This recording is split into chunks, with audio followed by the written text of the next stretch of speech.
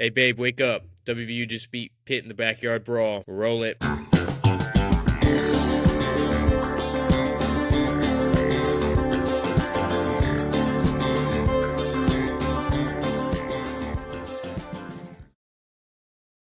Hey, guys, welcome to the Starting Two. My name is Brody Minnick, I'm Alex Desai. and we're going to talk about some sports, play a couple games today, and just have a lot of fun on here. But first off, as the intro was saying, West Virginia did down Pitt this past week, and it is a glorious day in Morgantown. It's a glorious week in Morgantown. It's unfortunate we had Monday classes. Those 8 a.m.s were brutal, but how did you like the game? How did it go, man? Beautiful after the second half. So, at first, I actually got home in the middle of the second quarter, so I'm listening on the radio on the way home, and I'm watching the game, and I'm like, what are we doing with this whole trying out three quarterbacks, right? I know we're trying to find something, trying to find the spark, right? But I also think there's a point where it's like you just got to stick with Nico, or you got to stick with something that works, right? Something that your players, what it's going to work, because obviously the multiple quarterback setting was not working. With those two costly interceptions that almost cost us the game. That was horrible, and I got home in time to see that. But after that, I got to give it to Nico, man. He came back in his last, two drives, I'd say, solid, man. And he looked like he could lead this team. And it also looked like we trusted Nico, which is what I've been waiting for. We haven't let him toss the ball around. We haven't really let him really take control. And I think at this point with Jaheim White being down, I think it's really important to have somebody on the offense that can just completely lead and take over, right?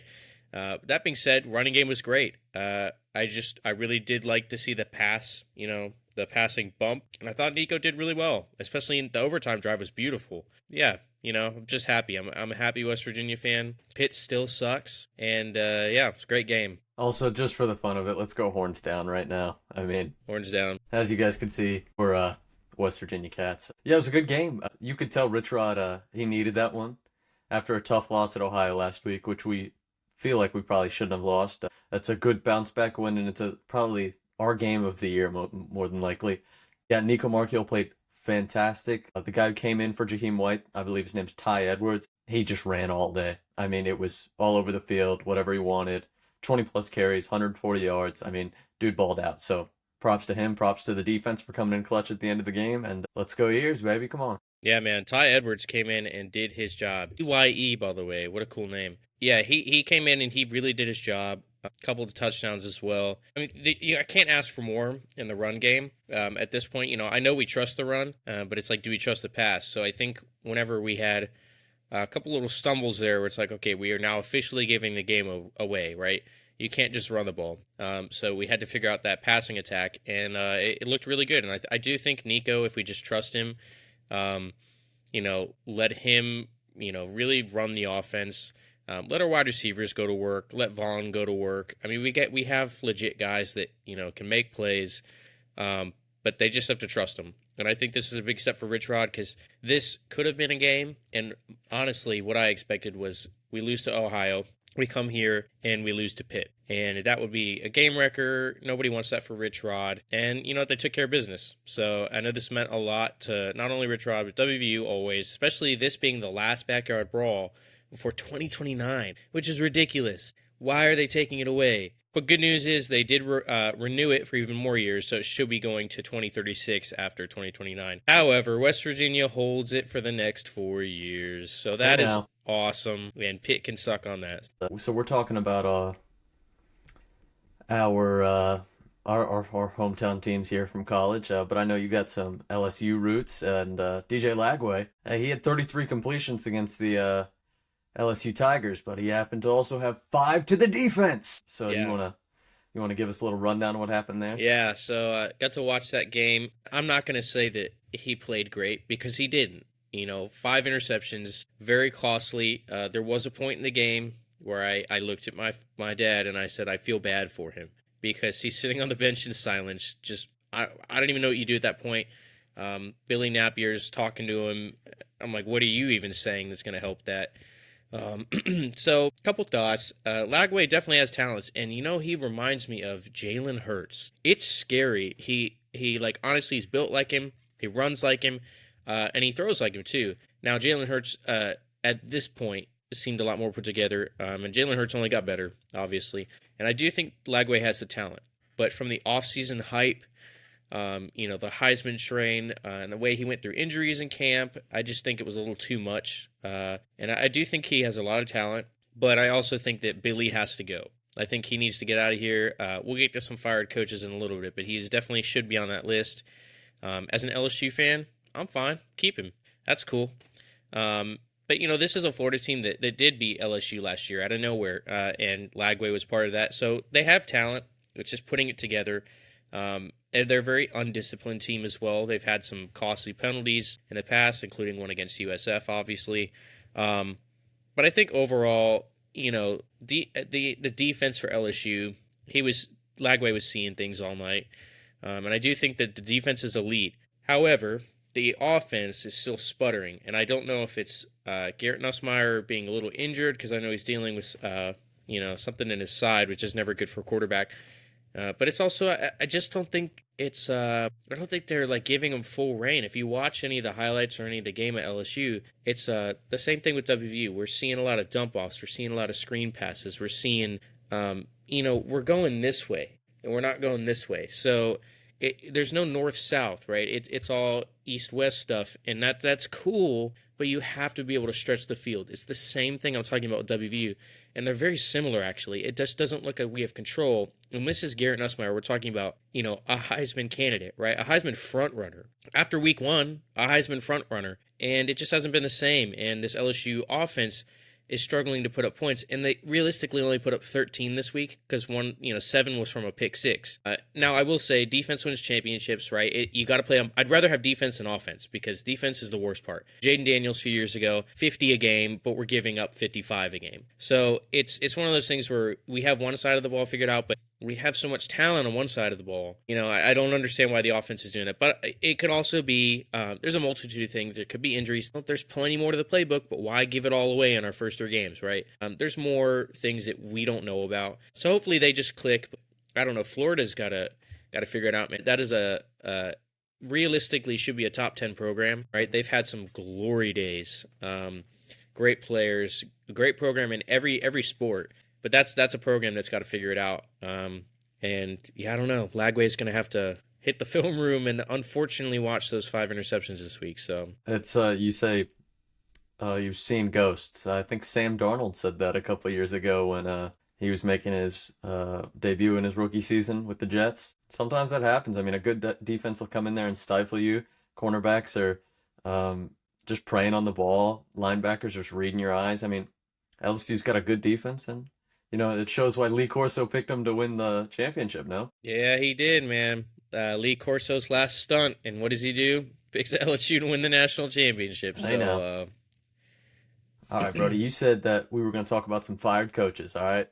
And Virginia Tech fired Brent Pry, and if you guys aren't familiar, with the first couple episodes, my family, everybody went to Virginia Tech. I'm a Virginia Tech boy at heart. Obviously, Brody and I went to West Virginia here. We're big Mountaineers, but as Brody is an LSU guy, I'm also a Virginia Tech fan. And this comes after Brent Pry and the Hokies started the season off 0-3 and lost their 3rd game to Old Dominion. Yikes. Which cannot happen. Yikes. The first loss was okay.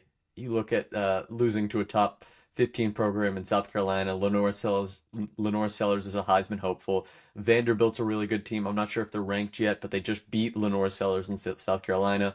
So you look at those 2 games, you go, you just lost to 2 pretty good SEC teams. You can live with that. Old Dominion is where you're supposed to get your lick back, and where you're supposed to get your get back, and they didn't. They gave up 40 points to Old Dominion. Virginia Tech has been known for this lunch pail defense mentality, bring your hard hat to work every day.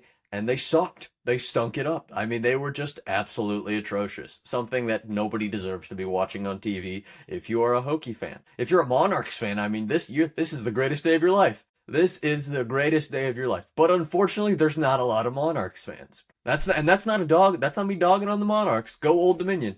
But there's a lot more Hokies fans, and that's a pitiful response to two tough losses in weeks 1 and 2.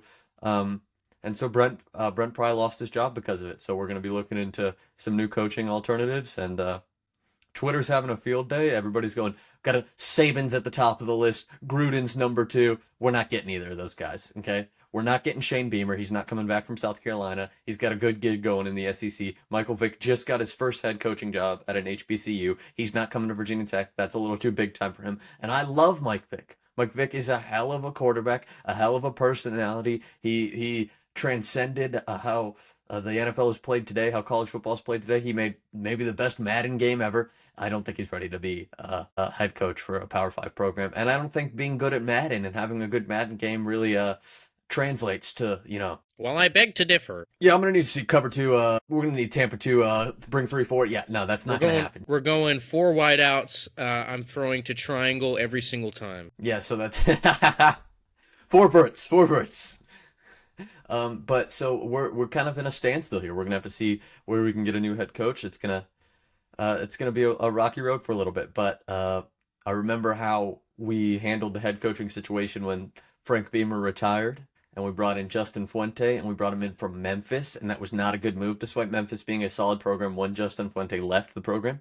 I don't feel good right now because your big hire after a Hall of Famer, a legendary coach in Frank Beamer, was a guy from a non-Power 5 program.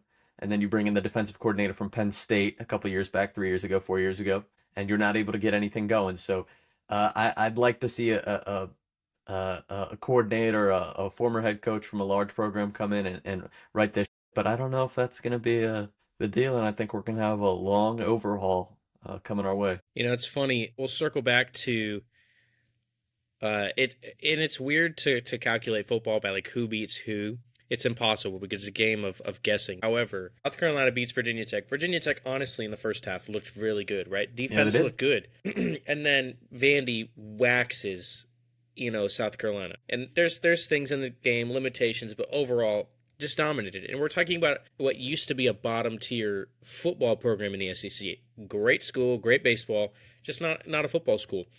Diego Pavia is making that happen, right? That team is really fighting out of the trenches. But it's also like, Virginia Tech looked kind of good against them. It's like, okay, it's an SEC team, a ranked SEC team. Like you said, Lenora Sellers, a Heisman hopeful. And then they get beat down, and South Carolina doesn't look so good anymore. So it's this whole thing of like, I think that was one of the final straws too. I think you get beat by Old Dominion, but it's also like, I don't think we're that good in the first place. I think it's enough with Brent Pry. It's kind of the same when you look at Clemson and LSU. I think it's a huge week 1 game, and I still think that matters for LSU. But I also think the gas is gone now. It's like, yeah, you beat Clemson, and you might be the reason their season gets derailed, but it's also like Clemson just doesn't look good in general. So it kind of takes a little heat off that win for LSU. But it at the end of the day, once again, these are hypotheticals. It doesn't really matter. In head-to-head football, anything can happen. Anything can happen. Anybody can beat anybody. But I will say, yeah, I just don't, Virginia Tech, and as an outside watcher of Virginia Tech, right, somebody who's just loved college football, like when Virginia Tech is good, college football is good, right? It's the same with the Mountaineers. And Virginia Tech and West Virginia are very similar in a lot of ways. Had some great years, had some great quarterbacks, some great players, but not everything is like always what it should be. Everyone knows West Virginia should be a hard-nosed football team, a great program, the blue-collar boys, right? The guys that are just like, I don't know, just hard-working individuals, and I do think Rich Rod is going to bring that back, and I appreciated Neil Brown as a person and as a coach. I just thought the atmosphere was getting stale in Morgantown, as we all know that. It's the same thing with Brent Pry. I just don't think the emotional state of the football team is there. I don't think it's where it needs to be. Everybody wants to see Virginia Tech back in under the lights with Enter Sandman. Like, everybody wants that, right? But how can you get hyped up for that when you show up every Saturday and it's like, hey, we're getting beat by Old Dominion today? So, yeah, once again, props to Old Dominion. But I also think this is a good move for Virginia Tech. Find your next coach. I'm still, like, Rich Rod isn't like, I'm not cheering like, yeah, what a hire, right? But I will say there is history with it. There is, blood, written in the stone there. So I do think Rich Rod could be a good move for West Virginia in the long run. I do want to see that Ohio game was miserable though, I'm not going to just forget about that because we beat Pitt. That was horrific and Yeah. miserable, and they played bad in multiple ways. So we still have to figure out the offense there. But I will say on another program, UCLA. UCLA just fired the coach, and once again, that's a program that has had some great years. What are they doing? It's like you're just swimming in a lost island right now. And that's how I feel West Virginia, Virginia Tech, UCLA, they've all just kind of been like floating in the water, I guess, when all three of those programs should be thriving. All right. So I think they could be on their way up, but, it's always sad when a coach doesn't work out like that, but it's a culture change. Something's got to change. That's all I have to say with that. But hopefully, I want Virginia Tech to be back, man. Yeah, I get it, man. Enough with our fandoms, though. Enough with LSU, Virginia Tech, and Morgantown, West Virginia. Let's talk about some games of the week. How about that Georgia Tennessee game, man? Oh, dude, we're getting Can't, spoiled. We're getting ca- spoiled early here, man. cannot miss that kick, though. Ooh. Yeah, I'm watching the game, right? And me and my family always have this saying of if you're a billy goat, right? Like a goat, if you miss a kick. So before the kicker always kicks, you always do that little goat noise. Holy moly, billy goat off to the right. Not even a shot. There wasn't one prayer that could have curved that ball in. It was Yeah. insanely off. I don't know what he was aiming at. The meter was all the way over here, full power. Um, I don't know. How do you can't miss that. And I've been through the ringer with these kickers, man. I'm very critical of kickers, mainly because they have one job. Could I ever do that job? No. Okay, I don't even think I could kick a ball 10 yards. But you have one job. You're a D1 kicker for a top 15 program. That kind of kick, got to go through the uprights, right? And then on top of that, I want to talk about Gunnar Stockton. Some moments in the game where it's not the move you need, right? Especially coming off some great years at Georgia, where you have Stetson Bennett. I'll even throw in Jake Fromm. You have these guys that are there. They're there to win. Carson Beck didn't quite work out, but Gunnar Stockton comes in, but he made one of the most beautiful throws I've ever seen in my life, and one of the biggest moments ever. Gorgeous throw, and he put it right where it needed to be. So I think he has a lot of talent. And I think this Georgia defense is way different than years of past. It's definitely not the same, but Yeah. which I'm hopeful for. That's good for the SEC. But I will say, wow, we went from people scoring, maybe 7 a game when Jalen Carter's there, Jordan Davis, to now it's 30 from Tennessee. And my question, do you think, Alex, that Tennessee is like actually legit? I can't tell Oh, yeah. because well, they have Yeah. the offense is huge, right? Defense is sometimes optional, but it's also like the offense is huge. You lose Nico in the offseason. It's a great build for this, franchise. Tennessee looks great. But it also, is this the same level of Georgia we're used to seeing? I know they keep flip-flopping in the rankings because it's like one week they don't look great, the next week they have a big win. So tell me, what are your thoughts on Tennessee? This Tennessee team reminds me of the team that was led under Hendon Hooker.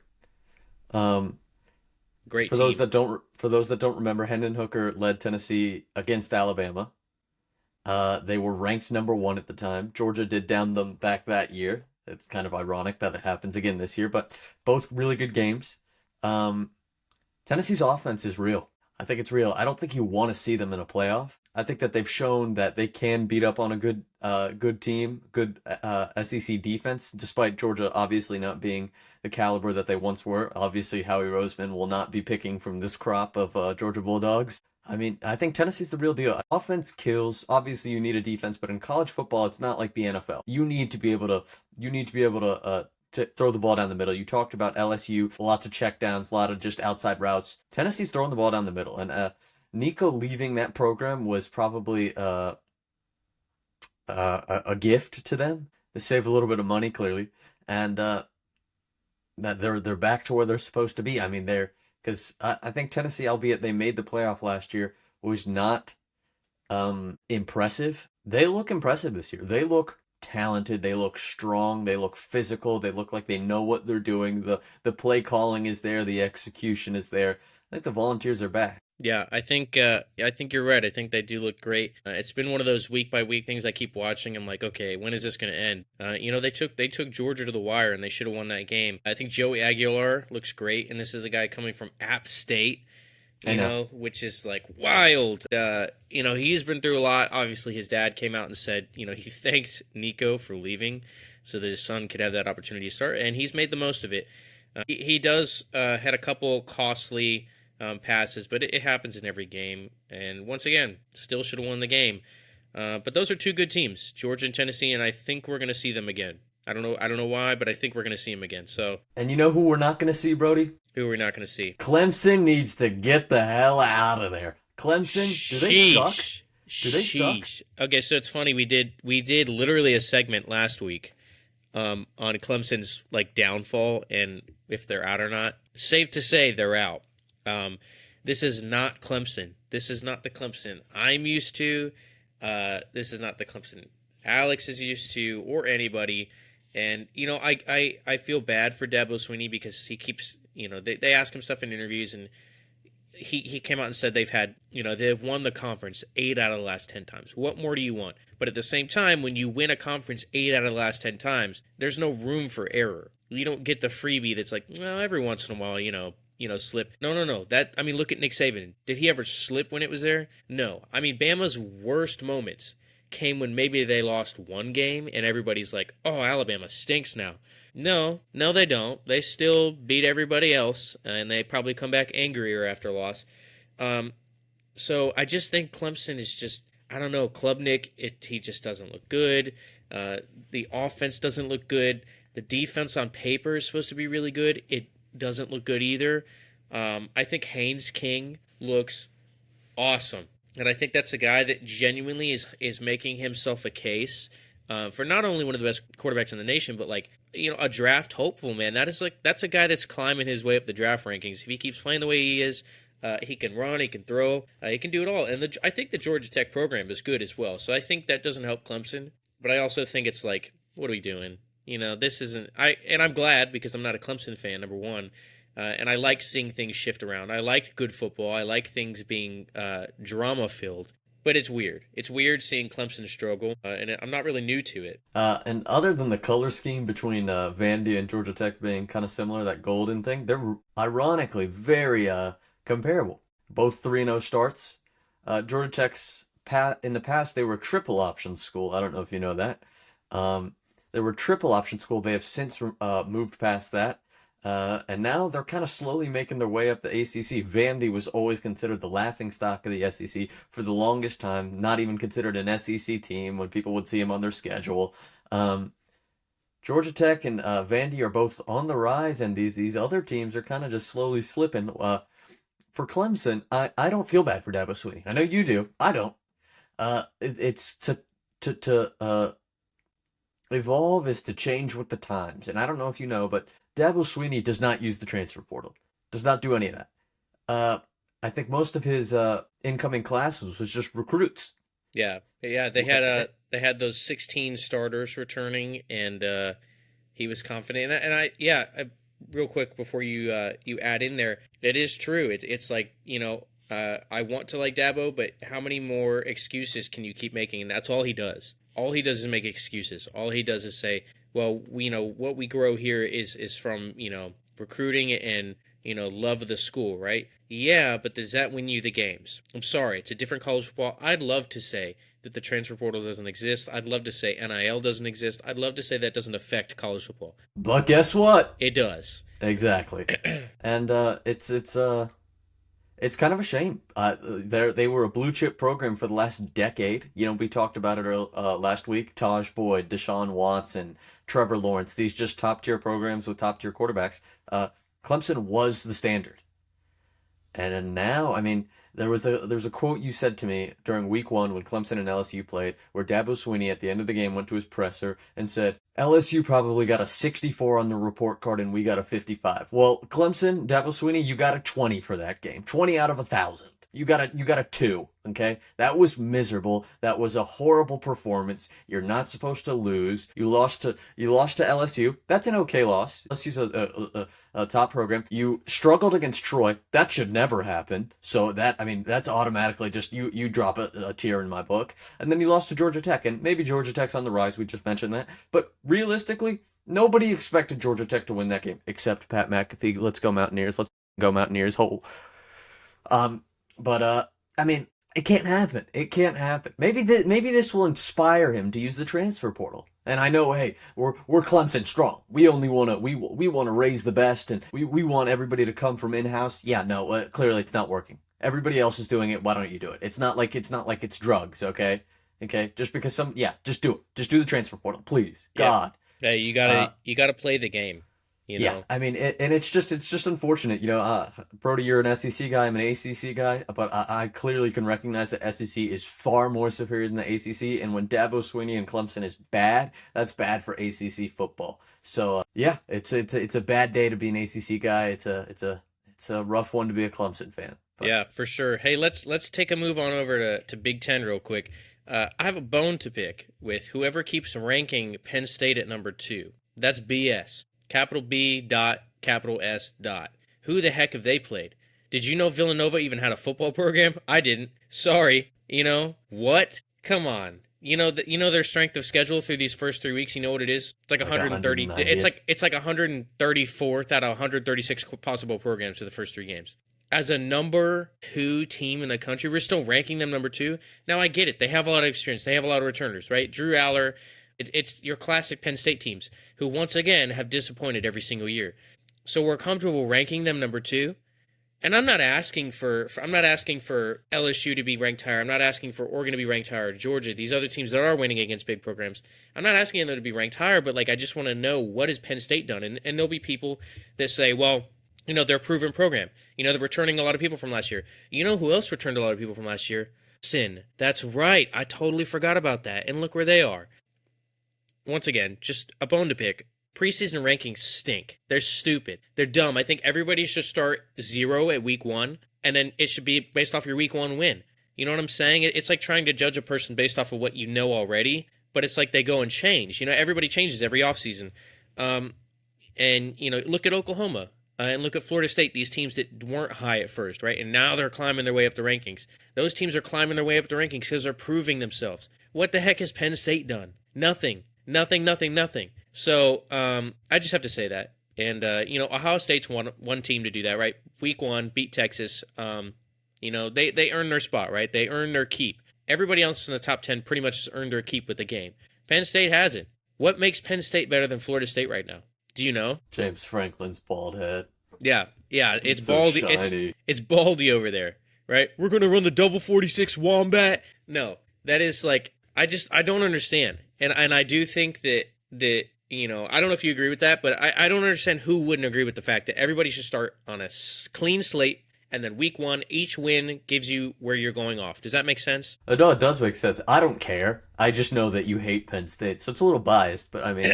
Yeah, no, I'm not a fan of Penn State, and I do think it's a great program, but after watching Penn State the last 3 years, right, where Drew Aller's the team's quarterback, dude, every single year, it's just like this. What is the hype on Penn State? I don't get it. Other teams earn this, right? Ohio State, national championship last year. Obviously, they're going to start the year high. And you know what? They didn't even start at number 1. They started at 3. And we put Texas at number 1. How did that work out for Texas? So I just think, moral of the story, the preseason rankings are bull crap. And I think that you need to earn your keep to stay, where you are in the rankings. And I just think it's funny to me how Penn State has stayed number 2.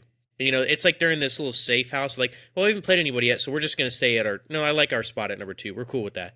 Well, no, you haven't played anybody. They dropped Georgia for beating Austin Peay because they didn't beat them by that much. Okay. What the heck? Penn State was up 10-0 at halftime to FIU, and they still keep, so I don't understand it. Anyways, little drama. Little anger being taken out there. I do think Penn State's a good program, but I'm dying to see their strength of schedule get stronger. And it's funny because when they do play Ohio State, and I will say they'll probably lose to Ohio State, and I believe they play Oregon coming up here. That's big game, big tough game. So we'll see how that lasts. And I do want to flip over real quick to Oregon. I think Oregon's legit, man. And I'm not an Oregon fan, but dude, they look good, and I highly think that they deserve their place for the ranking, maybe even a little higher. How the heck do you beat an Division One FBS Big 12 opponent and you put 70 on them? That's just like, I don't know. That was ridiculous. That was crazy. Against OK State? Ridiculous, man. Yeah, Coach Lanning's the truth.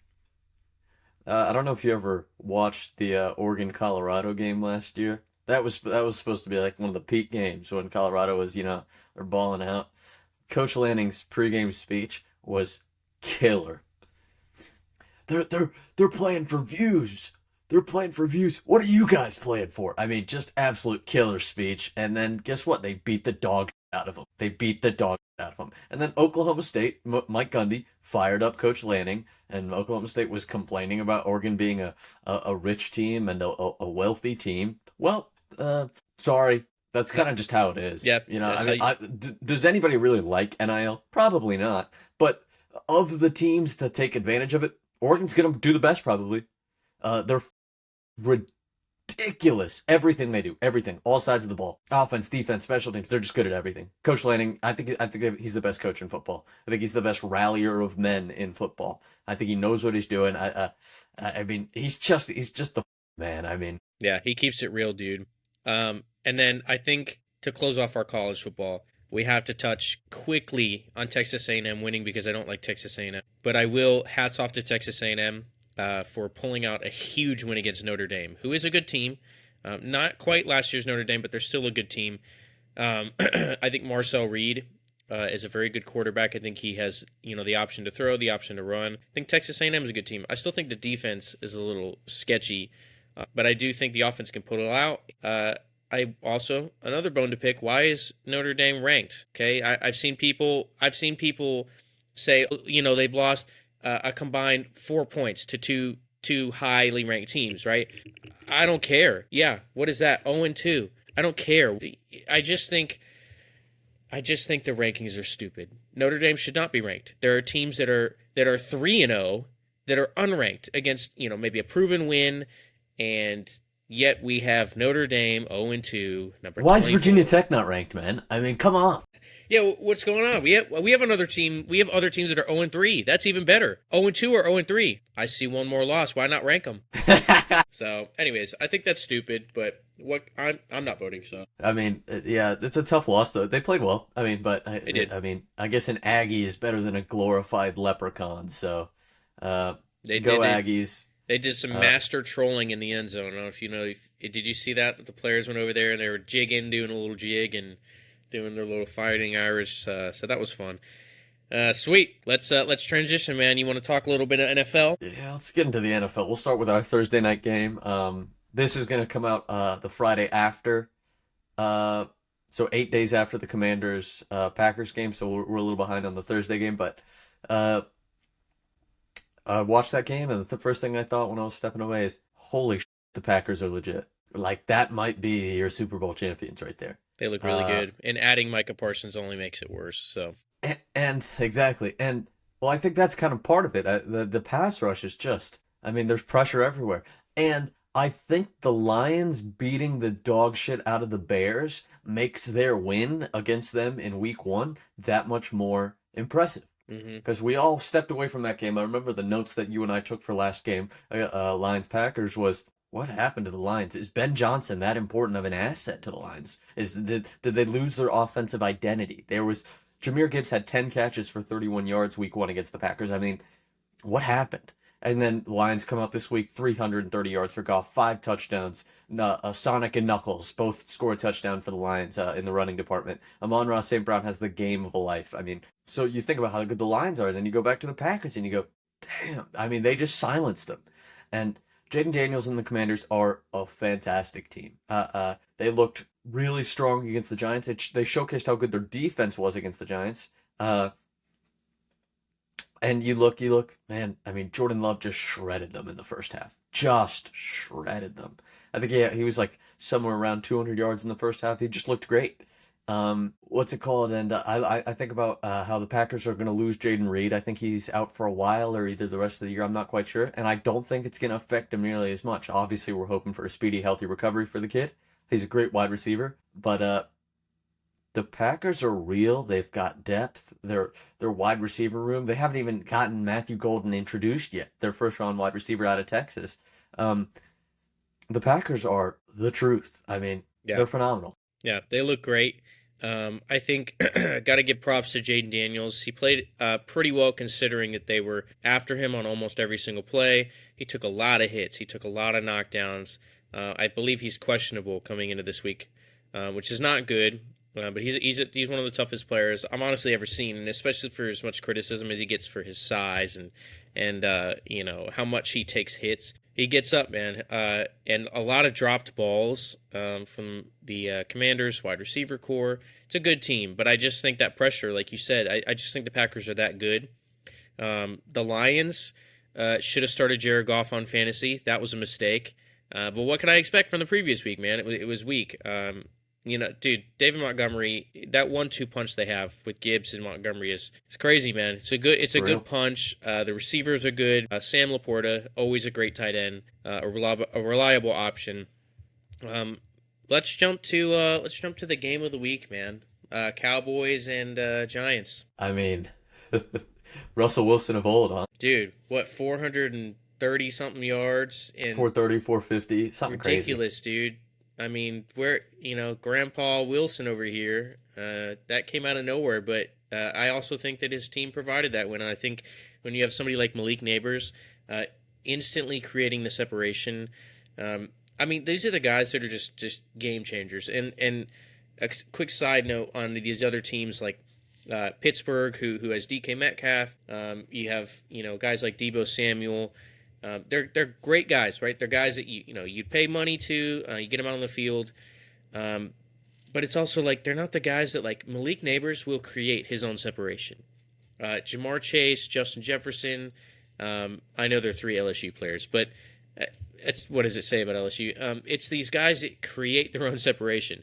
Terry McLaurin's a great wide receiver.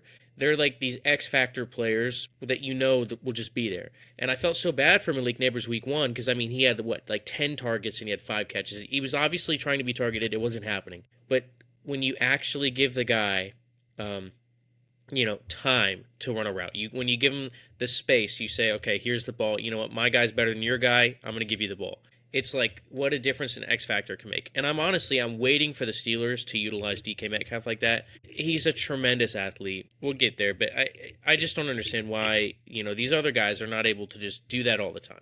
Right? I'm like this is drawback to CFB. I watch Tennessee, right? And then I watch LSU, and I'm like, why can't Garrett Nussmeier launch it 50 yards down the field? Why is it not happening? I know we can. We have some of the fastest receivers in CFB. Why is Joey Aguilar being able to air it out? But we aren't. That's the thing where I start to compare, and that's where I start to go, okay, is this an offensive issue? Is it a quarterback issue? But anyways, back to our rundown. Fantastic game. I think Jackson Dart's stock dropped a little bit on that game, huh? Yeah. But we talked a lot about the Giants there, and we'll talk about Dak Prescott and CeeDee Lamb and George Pickens here. Brandon Aubrey.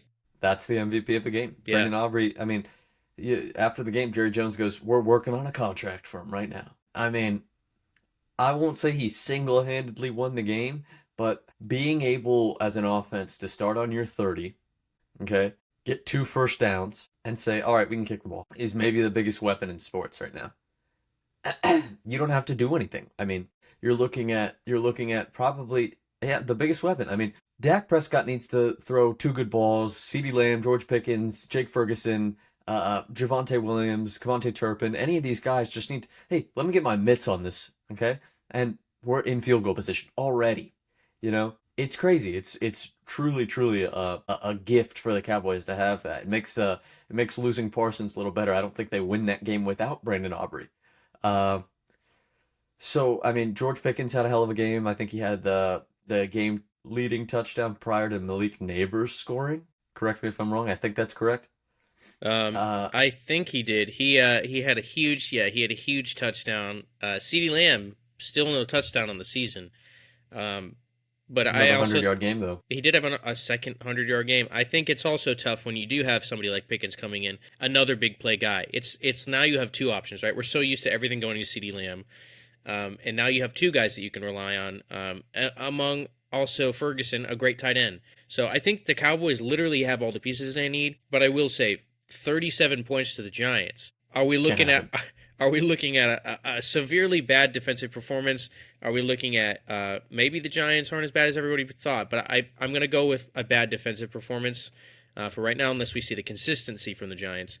But I have to say, absolutely, Brendan Aubrey and Chris Boswell, MVPs through the first 2 weeks.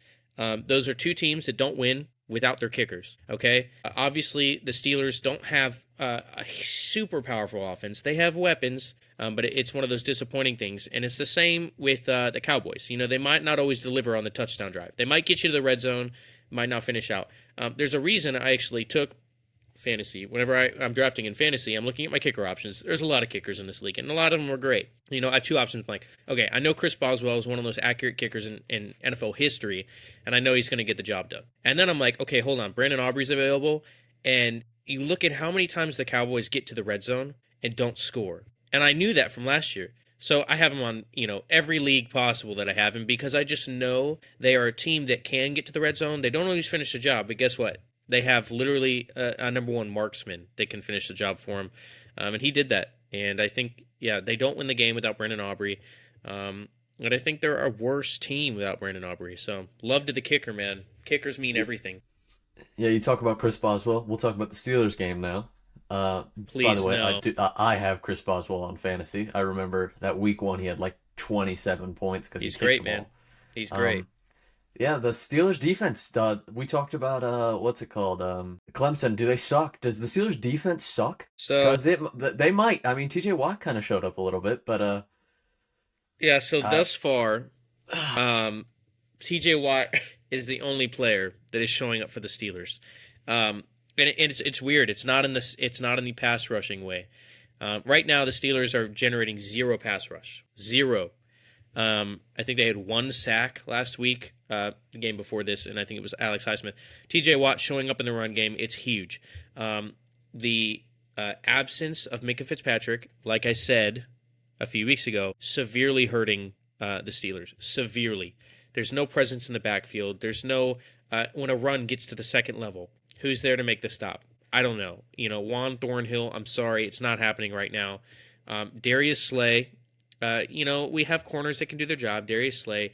Jalen Ramsey got cooked twice, actually. Among making a really big interception and some big hits, we all know Jalen Ramsey as a tough player, great player, but we also know him as a guy that every once in a while, it's a burnout route. He is getting up there. 31, 30. So I'm not expecting him to be, keeping up with the fastest guys on the field. However, one of the plays, as the first touchdown that broke open the game, it's Jalen Ramsey following, but you could see he's clearly in a zone. Where's the high safety? There's no high safety. So it starts in the safety. We have, injuries up front on the front seven. But even with those guys, it's like whoever is there isn't showing up. Right? And we're talking about Cam Hayward, we're talking about Alex Highsmith, TJ Watt, Patrick Queen. These are guys that are they're literally all pro players, right? Everybody knows these names, and they're not showing up. So how do you expect, guys like Peyton Wilson or Juan Thornhill, these guys that might not be all pros yet, right? Have a lot of talent. How do you expect them to show up if your best players aren't even showing up?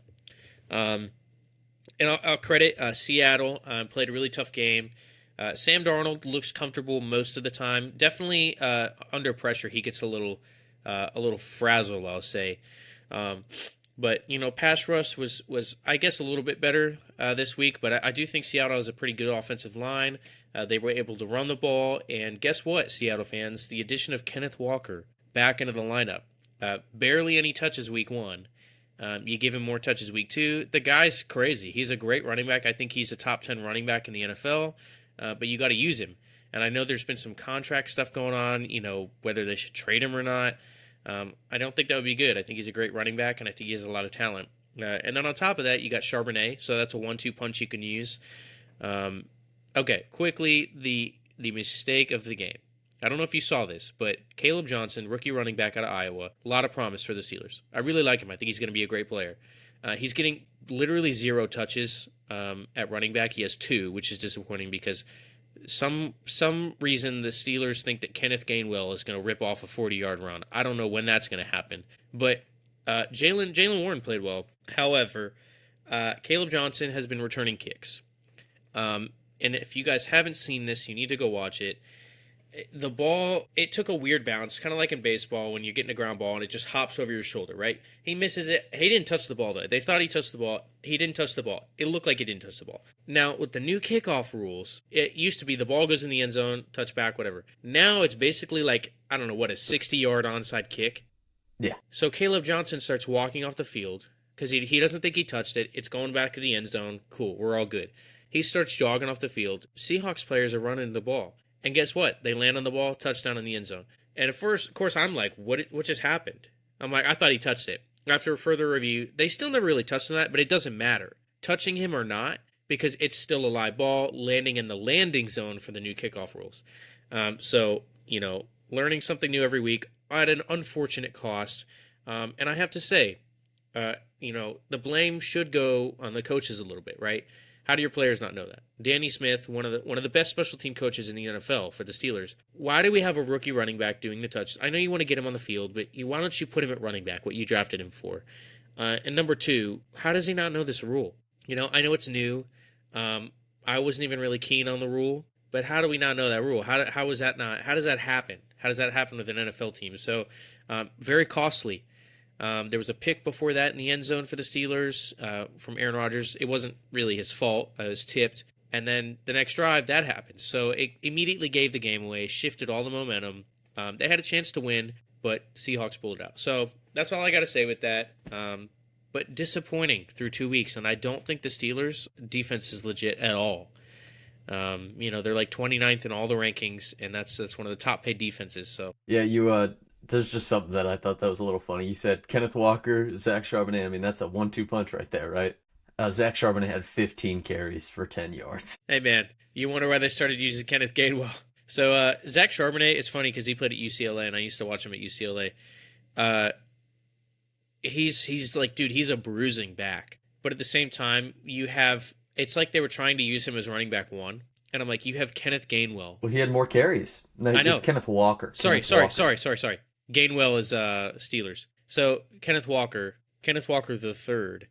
He's got wheels. I mean, we saw that at college, right? And we see it in the NFL. I don't understand, what was going on there internally with the organization, but you got to give the guy touches.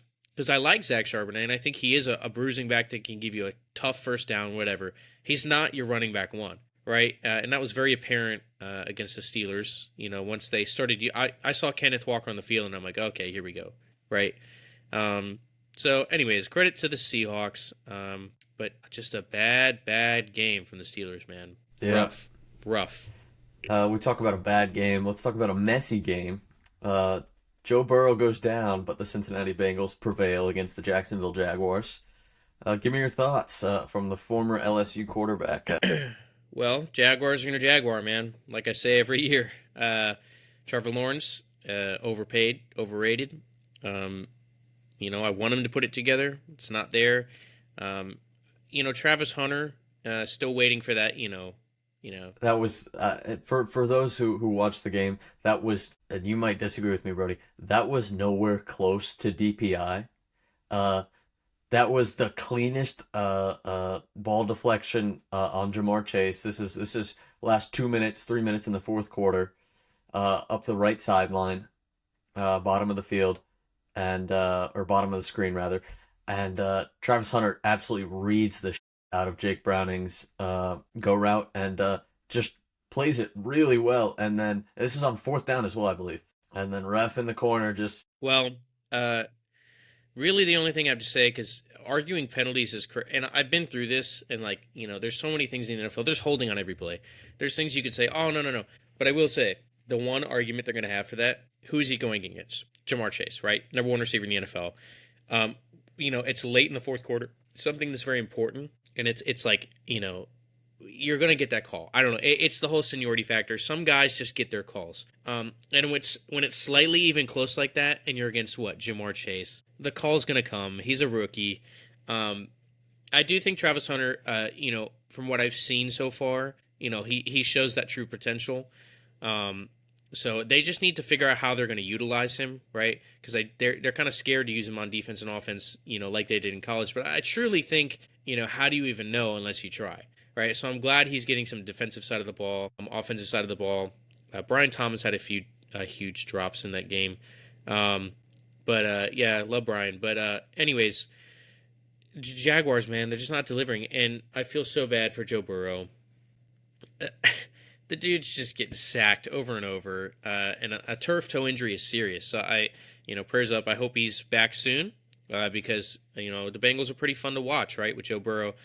They weren't week 1 though, and I don't know. Jaguars, man, got to figure it out. However, go ahead. No, you got it, brother. Well, I was gonna say, however, a team that I always classified in the same rankings as the Jaguars in the ranking of not showing up all the time. Man, I gotta say, LA looks good, baby. Herbert's Rams? out there. No. We're talking Chargers here. Justin Herbert looks good, man. He looks like he's in control of everything going on. So, well, we talked about last week. Josh Allen plays really well when he knows he's going home to Haley Steinfeld. And this is all rumors. We're not here to break news. We're not Adam Schefter here. No Woj bombs, Shams bombs. But Justin Herbert's going home with Madison Beer. I mean, I'd go to the field with a little extra pep in my step too. Before we get to the Chargers, I want to touch on the Bengals game again real quick. First off, and this is just another personal one, Brian Thomas Jr., you lost me coin. I needed 1 yard, and you dropped that ball on 4th down, and I'm really butthurt about it. You would have covered all my losses for the week. Instead, I just lost. So I'm disappointed, and this is definitely a dock on wide receiver U for LSU. Ohio State might have the upper hand. Just because of that one drop. Don't mess with my coin. I will say Smith and Jigba looked great this week, so that was a step up. He's the real deal, man. He looks great, man. Hey, this is part 2 of Don't Bet. Okay, so again, we're not going to release my finances. I'm not going to rip my credit card out on the camera for you guys. I'm really good at it. I'm not really good at it. I'm not here to be cocky or brash, but I've made some pesos. You know what I'm saying? I've gotten some rupees in the bank. Okay, let's be real now. It's all that knowledge you learned from what was that podcast? The Starting Two? Starting Two podcast with wait. Brody Minnick and Alex Desai. That's right. That's one, dude. Ball knowledge 101. Oh gosh, maybe I forgot to watch last week's episode. Maybe that's why Brian Thomas sold me the bag. How about that? That's unfortunate, but I think you can find the link in their Instagram bio to their Spotify, the full podcast on YouTube and Spotify. Oh, and we're also on TikTok too. They drop all those reels on TikTok. Okay, you're right. I need to go check that out. I think that would help you too in your betting world. Yep, you're right. That's why. I mean, and if Brian Thomas, if Brian Thomas had a little more inspiration from the Starting Two pod, he'd have held on to that ball. But I think so. I think so. Hey, I will say, if I were to bet, I would bet on coming close, Baker Mayfield in the 4th quarter. Holy moly, Baker Mayfield is back, baby. That is a guy who has worked his way back. Actually, I watched a great interview with him. He's the humbling interview of how he was literally a scout team defensive end for the Panthers there for a little bit. And now he's working his way back through 40 tutties last year. Just led a beautiful game-winning drive for the Bucs. Completely took over, had a 4th down scramble. Baker Mayfield, you are inspiring. The Houston Texans, you are uninspiring. That's all I have to say. And again, I'm just going to go back to the Bengals checks, okay? Yeah, so anyways. So you talked about Travis Hunter a little bit. This is the cornerback wide receiver that plays both sides of the ball sometimes. He had an easy touchdown if Trevor Lawrence puts a little air under the ball. And then he had another one where Trevor Lawrence threw an interception where if he puts a little more air under the ball, or maybe it was an overthrow. I don't remember. Trevor Lawrence throws are not memorable whatsoever.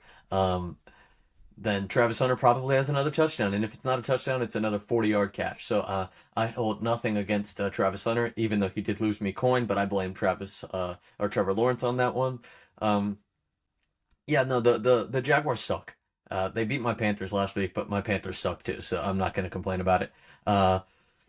Yeah, that just can't happen. Jake Browning threw 3 interceptions. You were leading, I believe, when Joe Burrow left, or it was tied. You can't lose that game. You just can't lose that game, and they did, and now they suck. And Jake Browning legacy game. That's all I have to say. I wouldn't say legacy game. 3 interceptions is by no means a legacy game, but that's a Joe Namath game if I've ever seen one. Yeah, no, for sure. Okay, we're jumping ship. Stop it. Okay, you're forgetting something. Wait. What are we forgetting? The Eagles-Chiefs game. Oh, okay. Also, stop cutting me off. I know you're sitting there. Last 30 seconds of my phrase, you're waiting. Okay, let me wait for him to take a beat. I pick out something that you said earlier, and then I sit on it and wait for you to finish, and then I go back to that. Okay. That's all right, man. I think it's funny. It is funny. Okay, now. Let's get into our Super Bowl rematch. Okay, we have Chiefs-Eagles. Give me your rundown of that game. Travis Kelce, you got to keep your hands on the ball, man. I am a Travis Kelce fan. I know a lot of people don't like him because of the Taylor Swift thing, and it's ruining the game of football, so-called, whatever. I don't care. I really don't care. I mean, fall in love, man. I'm a big fan of the pageantry of love. Get do what makes you happy, but you got to keep your hands on the ball, and it's unfortunate he's going to catch a lot of slack for that drop. People are going to say he's not focused, he's too worried about the new album coming out. It's an unfortunate drop, and that interception happens. Otherwise the game was slow. That first half was boring. It was such a boring first half. I watched something the other day. I don't know who said it. They said that the Eagles and Chiefs are both boring teams to watch. I think that might be true. It's not an easy watch sometimes. They do a lot of the same thing. They both do a lot of checkdowns, a lot of short runs. Saquon will occasionally burst one out. Jalen Hurts will occasionally have some scrambles. Pat Mahomes had a bunch of scrambles. He ran the ball really well again this week, similar to week 1 against the Chargers. But that first half was dreadful. And the second half was interesting. That deep pass to Tyquan Thornton was really clutch by Pat. Good ball. Way to hold on by Thornton there. But the end of the game is why I don't like the tush push. I believe that if you're able to do it, you should be able to do it. I was a fan of keeping it this past off season during winter meetings when they were not winter meetings rather. That's baseball. Off season meetings when they were convening to see what they should vote for, what they shouldn't vote for, what they should abolish, all that kind of stuff. I was a fan of keeping the tush push. I'm a believer in if you're able to do something unique, then you should be able to do it. And if nobody else can do it, that's not their fault. So I was a fan of the tush push, but this game kind of made me realize I don't like it. It's a bit anticlimactic when you know the game's over.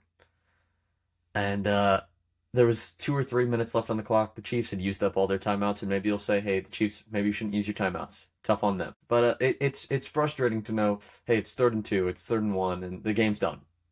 So for a game that was probably going to be the most touted matchup of the year, you're looking at the Super Bowl competitors from the most recent year. It was a rough watch, I'll say. But albeit we are impressed with the Eagles. They played solid. They did what they needed to do, and they remain undefeated as the Chiefs fall to 0-2.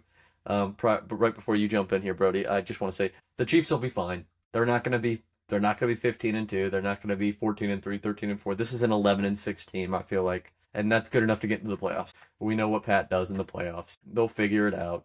I don't know if they'll win the division. The Chargers are playing lights out. I know we just talked about that. You're a big Justin Herbert advocate right now. We just talked about Madison Beer, all that kind of stuff. Chiefs will be fine. Eagles will be more than fine. It's just a boring game to watch. That's just me, though. Yeah, so, I agree with what you said. I think the Chiefs will be fine. Maybe this is the first ever 0-win season for the Chiefs. Maybe. But no, they'll be fine. However... Do you think they'd be ranked in the college football rankings? They would. They absolutely would. I think they'd actually be behind Notre Dame. I think Yeah, you're right, because Notre Dame's special. They're just Yeah. special. Notre Dame's special, man. They don't even have to be in a conference. Yeah, so, yeah, what you said, absolutely true. I think it's funny because we just watched a Super Bowl rematch, right? One where the Eagles killed the Chiefs last year. Um, but we watched two all-pro level quarterbacks, two MVP level quarterbacks, right? Both throw for less than 200 yards. Kind of miserable. And I think it is because good defenses, right? Both good teams. I think they're very equal in matchup. However, Jalen Hurts, I know that Chris Jones was talking smack near the end of the game and said he didn't even have 100 yards. Fun fact, Chris Jones, he actually did have 100 yards. He had 101 yards passing. So Jalen Hurts did a job there. But yeah, I mean, Saquon Barkley, he's got 22 rushes for 88 yards and a touchdown.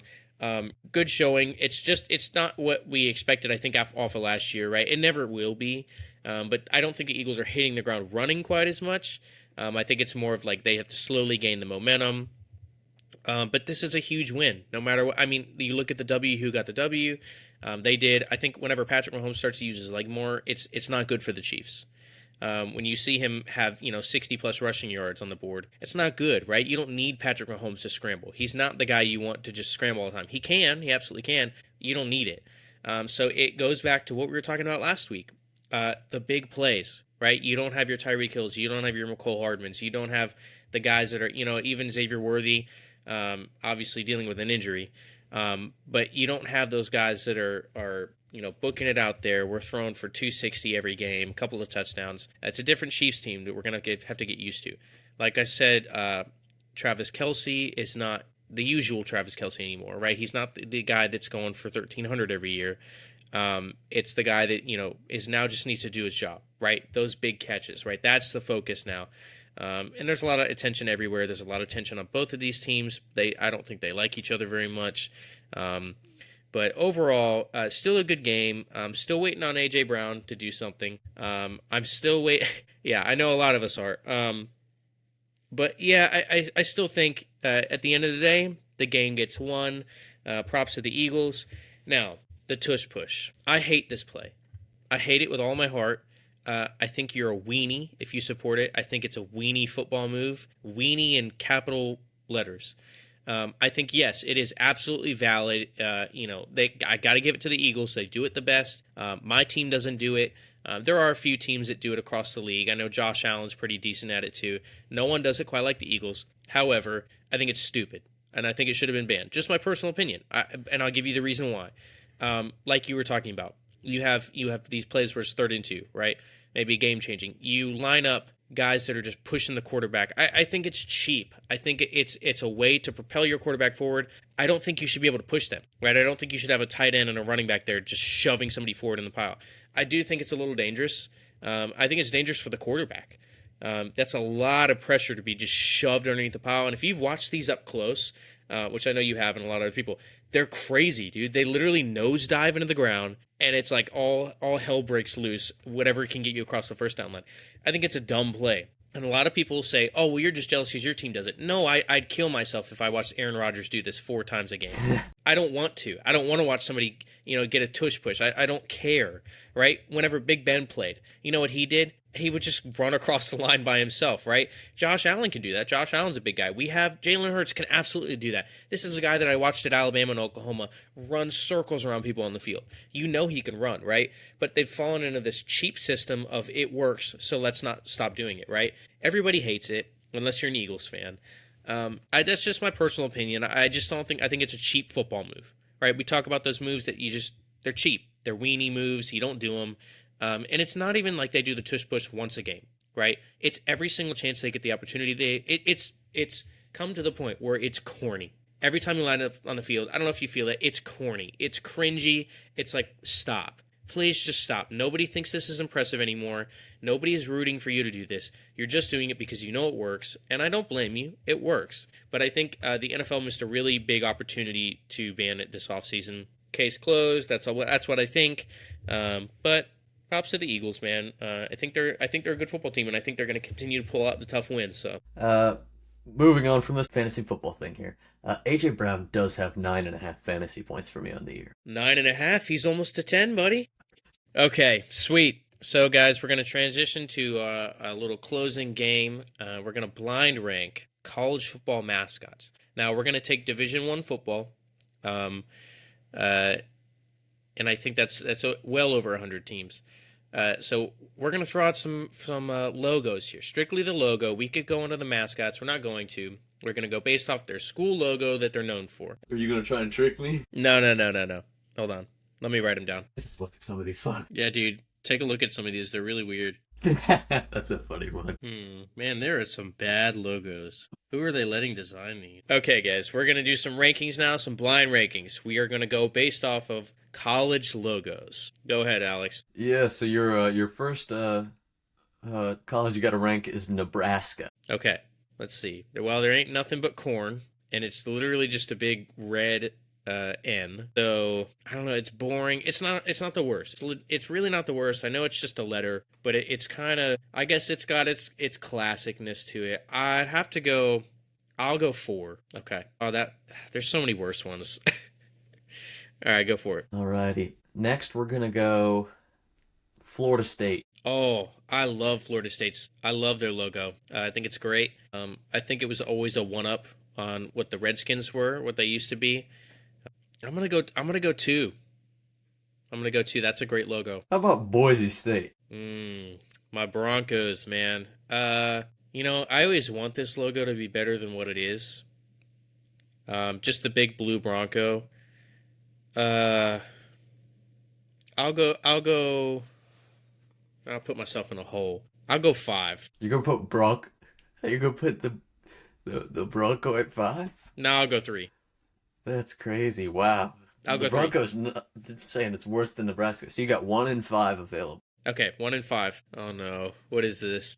It's a lose situation. Okay, awesome. Loved it. Love to see. All right, give it to me. All right, we're gonna go with Alabama. Not even a thought. I don't care what the next one is. That's number 5. That logo sucks. The A is stupid. The elephant is stupid. Any logo dealing with Alabama is stupid. Get that off my screen. Just put the fries in the bag, bro. Yep. All right, and you're number 1. You wanna know what your number 1 is? Yeah. How about those Gamecocks? It's funny how on record, there's me saying that's one of the worst college mascots. You screwed me over with Nebraska, dude. Where was I supposed to put Nebraska? Where was I supposed to put that? That was methodically placed. Okay. Man, that's some good stuff. You've had some fun now. Now it's my turn. Hey, Brody, I didn't know you were a Gamecock fan like that. Go Cox. Go Cox, baby. Hey now. All right. Now you're laughing, but you better be careful, man. Okay. Are you ready? Yeah, let me write my list down. Go ahead. Okay. The number 1 spot. Rice. You know what's funny is I was looking at this, actually. Rice is going to go in my 4. Pretty lame. It's just not a good logo. Yeah, I know. Could be worse, I guess. At least they put some effort into making it, that font. You know that episode of SpongeBob where SpongeBob's like writing really hard and it just starts with the, but the T looks really pretty? Yes. That's what Rice's are. Exactly, yeah. That's exactly what it is. Okay, you ready? Washington State. Cougars? Yeah. It's got that weird little dragon-esque. That's a 2. I like theirs. Really?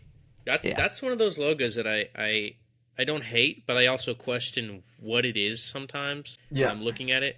Okay. Shout out Gardner Minshew, by the way. Hey, shout out Gardner Minshew. Okay, you ready? Mm-hmm. We're going to go Penn State. Yeah. Battle of mid right now. Yeah, it's 3. I mean, it's just boring. It's just really boring. Hey, you have... No. I think we said... I think we're gonna... Wait. I'll let you move. I know. I'll let you move Boise State. Yeah, Penn State's going in the 5. I'm not letting you pull some trickery on me. 5. Okay, so what do you got left? You got... Are you I sure? can't tell if I hate... At 5? That's pretty low. No, you can't double... No, you double change. That's all you get. That's all you get. Well, I haven't written it down yet. Hey, man. That's all... I don't know. Do you know me well enough, Alex? No, I don't. Yeah, you do. I do know you. I just have no idea what you're going to do. I feel like you're going to try to pull the Gamecock. So. No, we can't. That would be awesome. I should. Yeah, no, they're going back in 3. Okay. And I think they actually are a 3, too. Okay. Go ahead. Penn State is at the 3. Okay, you got 1 and 5 left, big man. Mm-hmm. Yeah. All right. WVU. That's... I know what you're doing. It's a great logo. West Virginia has an awesome logo. It's solid everywhere. There's nothing wrong with it. You know, it's West Virginia. It's classic. Yeah. Look how great it looks. Take a look back at your flag real quick. Go ahead and take a little scan. Yeah, look at it. Your alma mater right there, man. I just don't want you to pull like a fast one on me, you know what I'm saying? I've already got it listed, man. No, but like if you pull like UVA on me, I would actually kill myself. I hate UVA so much. Dad, I'm sorry. We're going West Virginia at number 1. There you go. Okay. I could be a gigantic turd and put Virginia Tech here, but I decided not to. Okay. Instead, I'm going to give you another cool... I think this is a cool logo. Tulsa. Yeah, that one's cool. Yeah, it's got the storm flag behind it. It's pretty cool. Yeah, you know what sucks is if I put Penn State in the 5, my list would be perfect. It would. I don't know why you went back to 3, man. Because I don't think Penn State's logo is ugly. I think it looks like a tennis ball logo. But I think it's boring. It's just straight up boring. There's nothing about it that's like, wow. It's just like, you know, it's okay. I think Tulsa has a cool logo. I think Tulsa's cool. Well, everybody wins. You know what Tulsa reminds me of? What? You know what Tulsa reminds me of? The Texas Roadhouse. Texas Roadhouse. Hey, man, everybody wins when the Mountaineers end up 1, huh? No, they don't. Yeah, they do, baby. Better. Yes, sir. All right, guys. Well, that wraps up our blind ranking. This has been fun. This has been a good episode. A lot of crazy takes, a lot of opinions. Hope you enjoy those. We never said that they are right or you have to agree with them. You just have to deal with them. Except there's one that is right, and that is Notre Dame should be ranked number 1. And I agree with that, and I think West Virginia is the best college of all time. Exactly. And with that, this has been the Starting 2 podcast. I am Alex Desai. And I'm Brody Minnick. We will see you next week.